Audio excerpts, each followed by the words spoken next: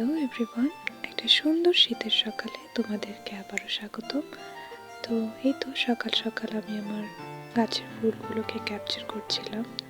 তো তারপর এই ড্রিঙ্কটা তো আমার না খেলেই নয়, এটা প্রতিদিন আমি খাই, এটা স্বাস্থ্যের জন্য অনেক অনেক ভালো। তো তারপর আমি চলে গেলাম একটু আটা মাখতে, কারণ আমার আজ পরোটা খেতে ভীষণ ইচ্ছে করছিল।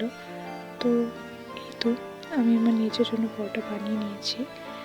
তো এই তো সকালে নাস্তা শেষ করে 1 কাপ চা না হলেই নয়, তো এটা হচ্ছে ম্যান্ডেটরি। তো তারপর আমি ভাত বসিয়ে দেওয়ার জন্য গিয়েছিলাম অ্যান্ড এরপর আমি কাজগুলো করে নিয়েছি।